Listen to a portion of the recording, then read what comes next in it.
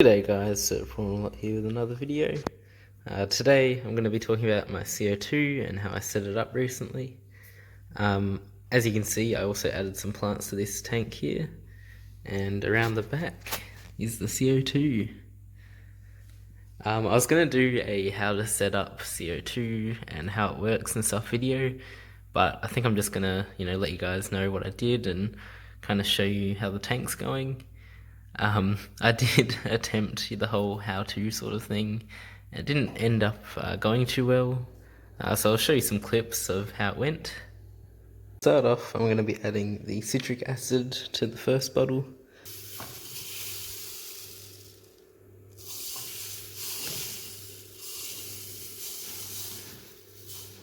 And I just made a mess of everything.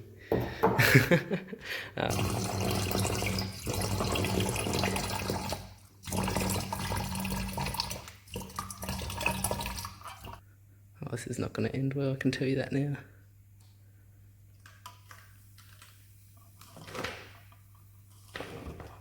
Oh, all over the table again.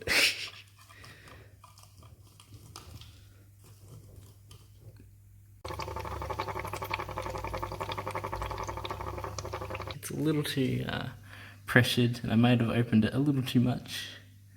So as you can see, didn't really get it quite right. There were a few mistakes, made a bit of a mess, but I guess that's the fun of the hobby, learning that stuff. It's the first time I've ever done it, the first time, learning it.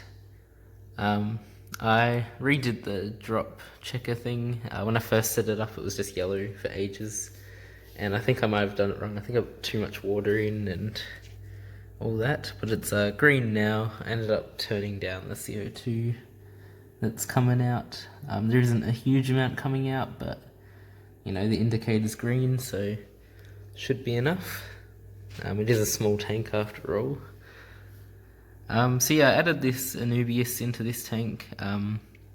This is Anubias that I just cut out of my other tank and popped in. I'm just experimenting with what looks nice. Another one could probably go in the middle here. Yeah, and I still don't know, if I want to put a bedder in here or if I want lots of little fish or what. I'm still kind of just waiting for the grass to grow a bit, I guess. And trying to make sure that I can balance the CO2 for long enough. I don't want to accidentally, wipe out my fish with the CO2.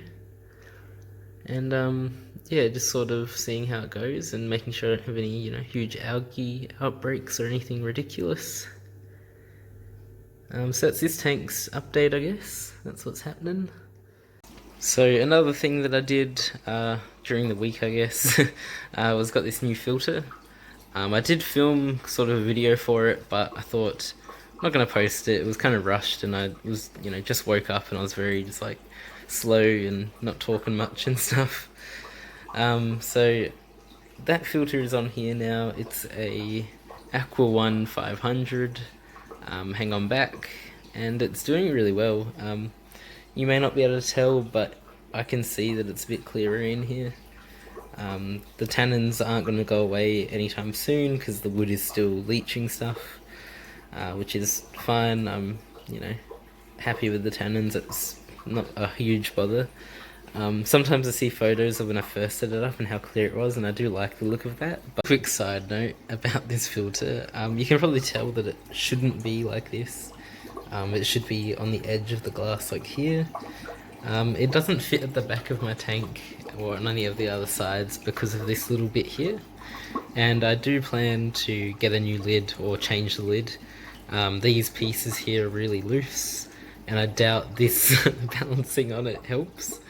But I'm probably going to take them off and then get a different type of lid or a different, like a plastic. There's a few DIY kind of lid things you can do. But yeah, just not a fan of these lids. I don't like the glass that much. It's like the older kind of tinted glass, so yeah. But as you can see, there's a bit of like a waterfall at the back, which isn't too good, I know, but it's alright for me. I'm good. I mean, realistically, it's just more surface area for bacteria. But the tannins do just make it a bit more natural, I feel. You may have noticed as well that there's guppies in here now. I decided to move them in here after the hunchback one passed away, sadly. I'm not sure if it got, beaten up or what, but it was just dead in the morning. Like I said, the bedder and these guys were pretty fine together, and I would have left them in here, but I had the space in this tank. And I also have now got some guppy babies. I do believe these are from the hunchback, female guppy. So I'm not sure, maybe she had a birthing issue or something along those lines, but yeah, definitely kind of sad to lose that one, but moving on to these guys and the next generation now. So I do have two babies. I found them in Simba's tank, and I'm a little concerned that he may have eaten some of them. The other guppies may have eaten some, and some may have got sucked into the filtration. I didn't really prepare my tank for babies because I didn't expect them so soon, but of course they are guppies and they have babies all the damn time. So it's just something I'm going to get used to. But the babies are really cute. I don't know where the other one is, but yeah, they swim around and they haven't been harassed by any of the other ones, which is good. The shrimp have bred up once again, and they're everywhere. I just recently fed them and they're having a big munch. Probably too soon to take them to the shops and sell them off and stuff, but maybe I'll be taking some guppies with me next time. It'll be interesting to see. As for Simba's tank, I'm going to be probably swapping out the plants once again. I seem to do this every couple months, and it's just because I don't research my plants well enough and I don't do the right things, and I'm still learning sort of how to grow them properly. I'm going to be getting like Java Fern or Amazon swords and whacking them in here at the back. Be a bit better for him. You have more resting places and stuff. At the moment he sort of just rests like under this and kind of up here, and it's not that great. Also have to give his tank a bit of a scrub. But he's doing well, and I'm pretty happy with how he's going. So yeah, I'm gonna probably just take out all of these other plants, pretty much everything down here, probably even the lilies as well. Up the top, lilies are going really well. And there's frog bit and stuff, but I think the frog bit will grow better, without the lilies, and I kind of prefer the frog bit in here. But yeah, the top does look really cool. So yeah, some more changes for Simba the better. He gets treated like the king he is. So I'll probably put the lilies either into this tank or my outdoor tub that I haven't actually talked about. I did do a video which I didn't end up posting, sort of about what happened there and why it's out there. And pretty much the rice fish were struggling in the blue shrimp tank, and this tank has gone really murky and cloudy. I'm not quite sure what's going on, but I'm sort of trying to combat it. I think it's algae, but I'm not too sure. They're going well, but yeah, like I said, the rice fish weren't going too well in here, so I decided I have this tub outside that I pretty much put all my old plants into, just so I have them around and I can pull them out if I need them.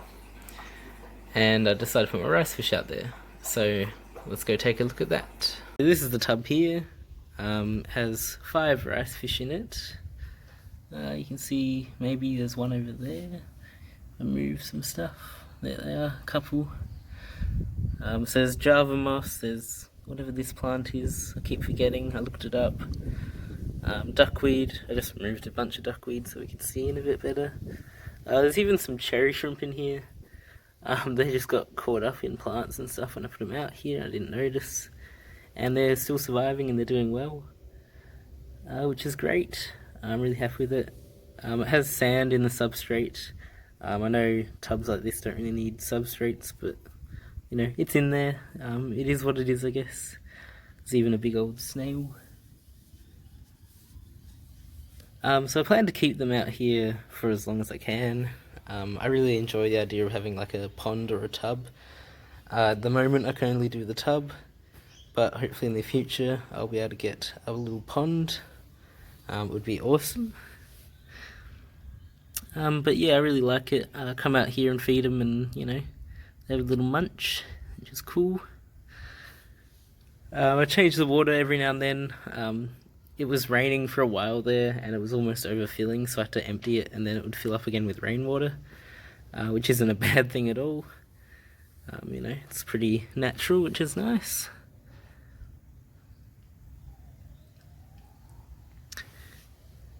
As for filtration, there isn't any of it on it, obviously, you can see. I do plan to get some kind of filtration. The problem is I don't have many power points outside, anywhere I can hook up, you know, a filter. So I've been looking into solar-powered filters. I don't know if you've ever heard of them, but if you have, let me know if you've used one before, if they work. I've seen them on like kind of sketchy sites and stuff like Wish and things like that, which, you know, sometimes sell some alright stuff, sometimes don't.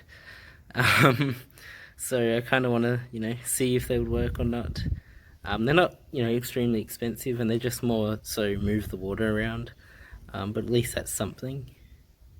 But other than that, these fish are doing pretty well, and yeah, I think it's much better than the other tanks they were in.